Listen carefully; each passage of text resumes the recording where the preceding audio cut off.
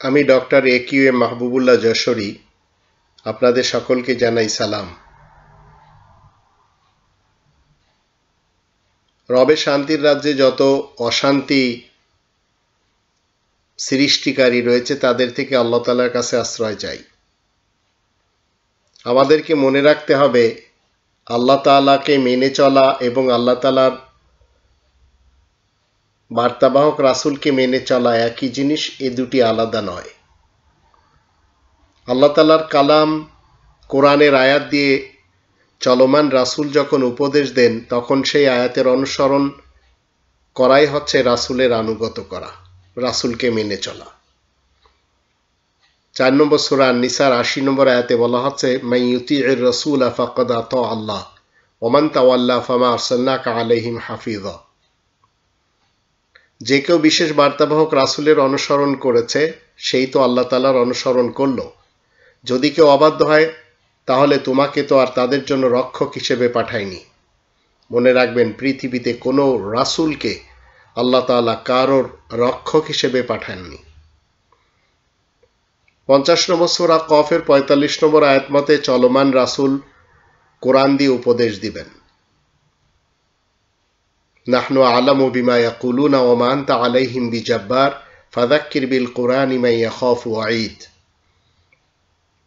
আল্লাহ বলেন, আমি বেশ জানি মানুষেরা যা কিছু বলে আর তুমি তাদের উপরে কড়াকড়ি কোনো ব্যবস্থা আরোপকারী তো নও। সুতরাং শুধু কোরআনের সাথেই তাদেরকে উপদেশ দিবে যারা আমার শাস্তি থেকে ভয় করে চলে।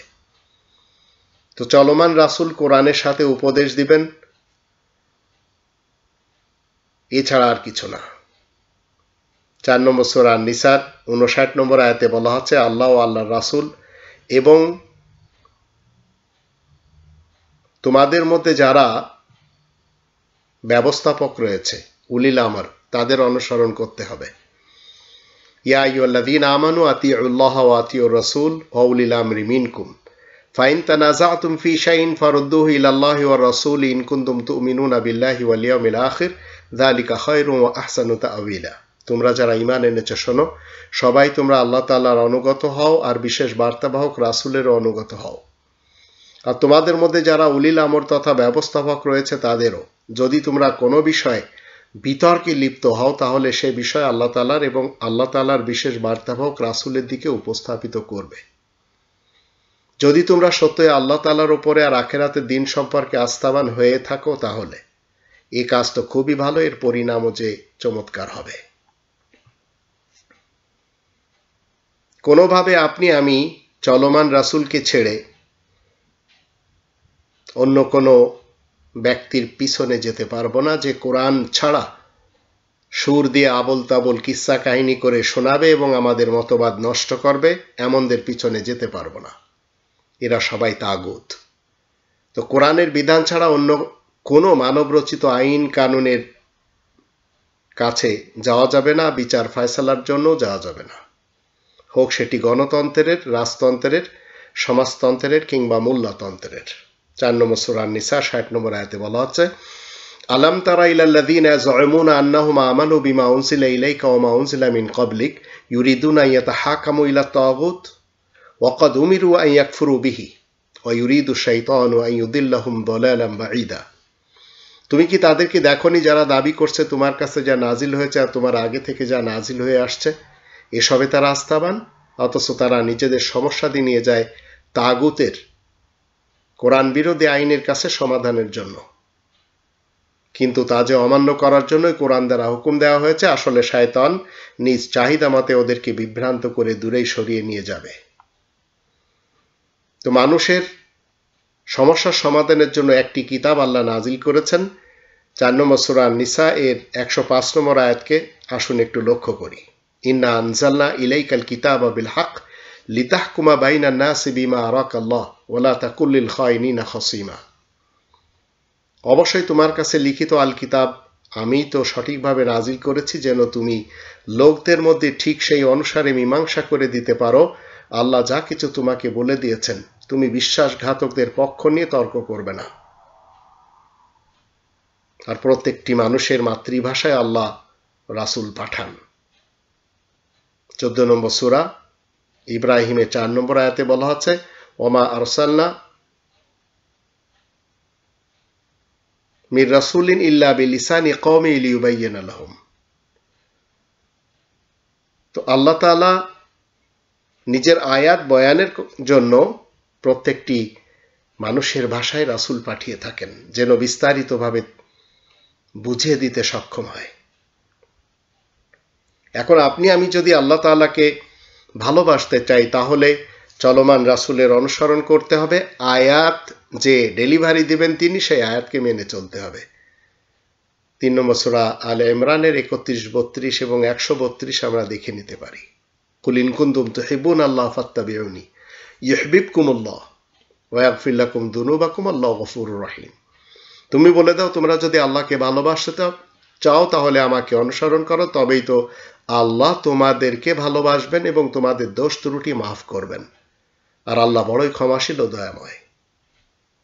কুল আতিউল্লাহ ওয়া রাসূল ফাইন তাওয়াল্লাউ ফাইনাল্লাহা লা ইউহিব্বুল কাফিরিন। তুমি বলে দাও, তোমরা আল্লাহ এবং বিশেষ বার্তাবাহক রাসূলের অনুগত হও। তোমরা যদি মুখ ফিরিয়ে নাও তাহলে আল্লাহ আয়াত গোপনকারী কাফেরদেরকে পছন্দ করেন না।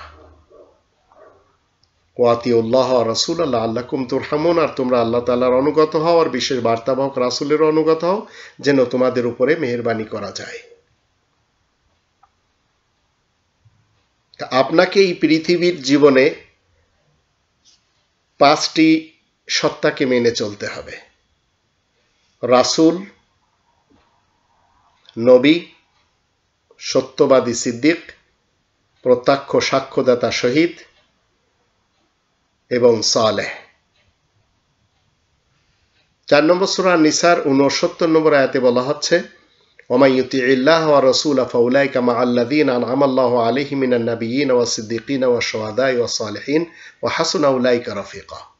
যে কেউ আল্লাহ ও আল্লাহর বিষয় বার্তাবাহক রাসূলের অনুগত হবে, তারাই তো এমন লোকের সঙ্গী সাথী হবে যাদেরকে আল্লাহ পুরস্কৃত করেছেন: খবর প্রদানকারী সকল নবীগণ, সত্য সাধক সিদ্দিকগণ, প্রত্যক্ষ সাক্ষ্যদাতা শহীদগণ এবং সংশোধনকারী সালিহিনগণ। বন্ধু হিসেবে এরাই তো উত্তম।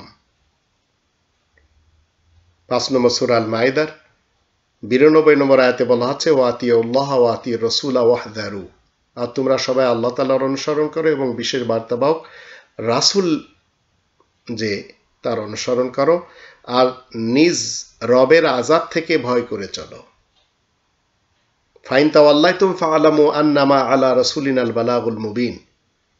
কিন্তু তোমরা যদি বিমুখ হও তাহলে জেনে রাখবে আমার বিশেষ বার্তাবাহক রাসূলের দায়িত্ব হচ্ছে পরিষ্কারভাবে পৌঁছে দেওয়া। রবের শান্তির রাজ্যে আপনি আমি যেখানে থাকি না কেন, প্রত্যেকটি চলমান রাসূলের অনুসরণ করে আমাদের সঠিক পথে চলতে হবে। দেশ চালানোর ব্যাপারেও আপনাকে আমাকে এমন ব্যক্তিকে চয়ন করতে হবে যে রবের রাসূলের দায়িত্বকে পুঙ্খানুপুঙ্খরূপে মানবে। যেমন আমরা 18 কোটি মানুষ, আমরা সবাই কোটিপতি, কিন্তু আমরা আমাদের ভাগ্যকে খোয়ায়ে ফেলেছি, কারণ আমরা সত্য বলতে জানি না, সত্যের ব্যাপারে লড়তে জানি না, সংগ্রাম করতে জানি না, কথা বলতে জানি না। তাই আমাদের বাকশক্তি রুদ্ধ করে দেওয়া হয়েছে। আজ 2023 সালেও আমরা সেই আইনকে অনিচ্ছাকৃতভাবে হলেও মেনে চলেছি। 8 নম্বর সূরা আল আনফালের প্রথম আয়াতে আল্লাহ বলেন, ইয়াসআলুনাকা আনিল আনফাল কুলিল আনফালু লিল্লাহি ওয়া রাসূল ফাত্তাকুল্লাহ ওয়া আসলিহু যাতা বাইনিকুম ওয়া আতিউল্লাহ ওয়া রাসূলাহু ইন কুনতুম মুমিনিন। তোমার কাছে মানুষেরা জানতে চায় খনিজ সম্পদ সম্পর্কে, তুমি বলে দিবে খনিজ সম্পদ তো আল্লাহ এবং বিশেষ বার্তাবাহক রাসূলের কাজের জন্যই। সুতরাং তোমরা সবাই আল্লাহ তাআলা তাকে অর্জন করো, নিজেদের মধ্যেকার যোগ সম্পর্কের উন্নতি সাধন করো, আর আল্লাহ তাআলার অনুগত হও এবং আল্লাহ তাআলার বার্তাবাহক রাসূলের অনুগত হও, যদি তোমরা সত্যিকার মুমিন হয়ে থাকো। একজন মুমিন যদি দেশ প্রধান হয় তাহলে খনিজ সম্পদের অর্থ দেশের জনগণের জন্য বন্টন করে দেয়। 5 দশকের বাংলাদেশ সেটি পায়নি, আর এদেশ সামান্য কয়েক লক্ষ মানুষের জন্য হয়ে রয়েছে, আর বাকিরা সবাই গরিব। 9 নম্বর সূরা তাওবার 71 আয়াত যদি আমরা দেখি, মুমিন এবং মুমিনাত এরা একে অপরের অভিভাবক হয়।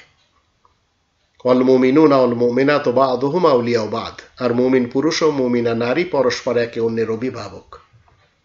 আর মুমিন কাকে বলা হয়? যে নিরাপদে থাকে এবং অন্যকে নিরাপত্তা দেয়। 24 নম্বর সূরা আন-নূরের 52 নম্বর আয়াতে বলা হচ্ছে ওয়ামান ইউতিইল্লাহা ওয়া রাসূলাহু ওয়া ইয়াখশাল্লাহা ওয়া ইয়াত্তাকি ফাউলাইকা হুমুল ফাইজুন, আর যে কেউ আল্লাহ ও আল্লাহর বার্তাবাহক রাসূলের অনুগত করবে, এছাড়া সে যদি আল্লাহ তাআলার শাস্তিকে ভয় করে আর আল্লাহ তাআলা তাকে অর্জন করে চলে, তাহলে তারাই তো হবে সফলকাম মানুষ।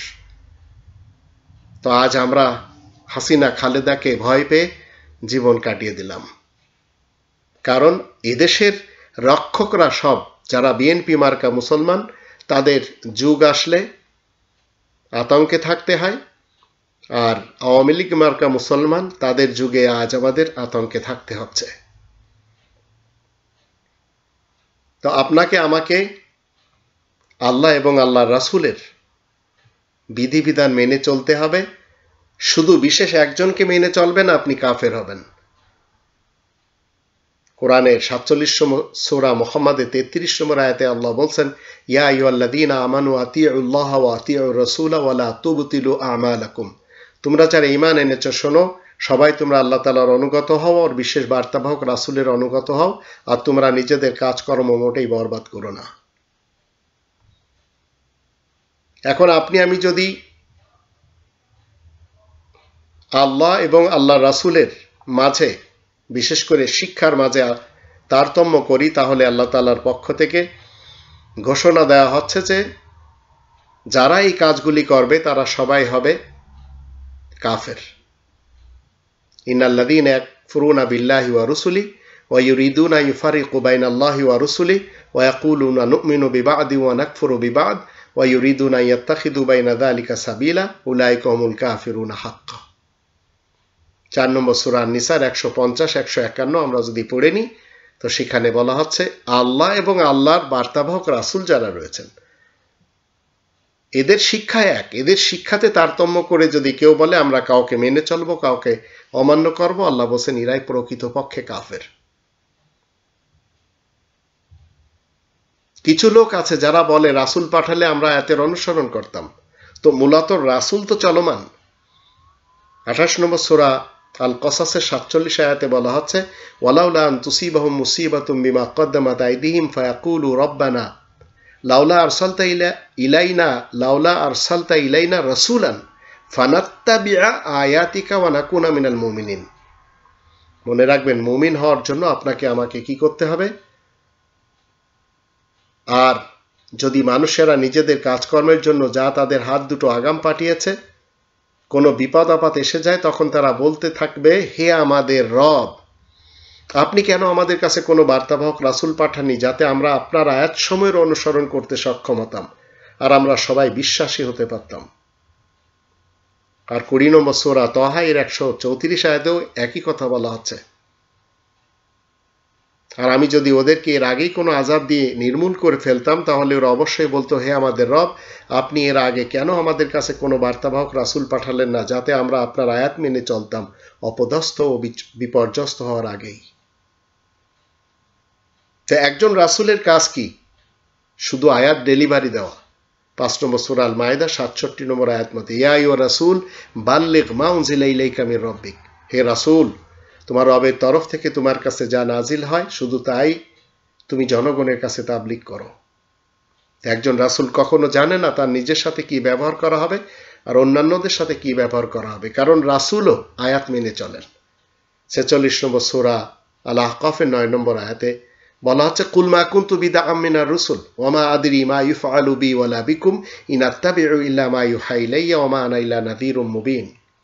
তুমি বলে দাও আমি তো আর রাসূল হিসেবে মোটেই নতুন রাসূল নই, আর আমি জানি না আমার সাথে কি ব্যবহার করা হবে আর তোমাদের সাথেই বা কেমন করা হবে। আমি তো শুধু তাই মেনে চলি যা আমার কাছে কোরআন থেকে ওহী আসে, আর আমি সুস্পষ্ট সতর্ককারী ছাড়া অন্য কিছুই নই। তো কোরআন হচ্ছে সম্মানিত রাসূলের মুখের বাণী।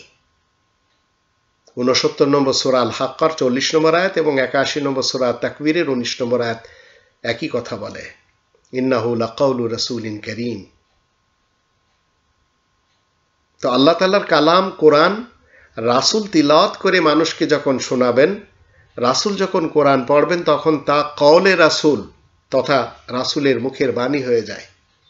নিশ্চয় এই কোরআন একজন সম্মানিত বার্তাবাহক রাসূলের মুখের বাণী। তো রাসূলের মুখের বাণী কোরআন হয়, অন্য কোনো কিছু হয় না। তাই রাসূল যখন কোরআনের কথা বলেন তখন কোনোদিন কারো কাছ থেকে টাকা চান না। আর যারা টাকা চায় আল্লাহকে এবং রাসূলকে ব্যবহার করে তারা আগুনখোর হয়, দোজখবাসী হয়। এটি আমরা 2 নম্বর সূরা আল বাকারার 174-175 আয়াত দুটি থেকে জেনে নিতে পারি। সেখানে বলা হচ্ছে, উলাইকা মা ইয়াকুলুনা ফি বুতুনিহিম ইল্লান নার ওয়া লা ইউকাল্লিমুহুমুল্লাহু ইয়াওমাল কিয়ামাহ। এরা সবাই কি করে? ধর্মজীবী মোল্লা সমাজ, এরা নিজেদের পেটে আগুন ভরে, তাই কিয়ামতের দিন এদের সাথে আল্লাহ কখনো কোনো কথা বলবেন না। এখন আপনাকে আমাকে ফাইনাল করতে হবে, আমি রাসূল কারীমের মুখের বাণী কোরআনের বিধান মেনে চলব, না এই মৌলবাদের পিছনে যে এই বক্তা, এই হুজুর, এই জামানার ইমাম, এই পীর যারা ধর্মজীবী করে খাচ্ছে এদের পিছনে যে জীবন নষ্ট করবেন? মনে রাখবেন রাসূল চলমান।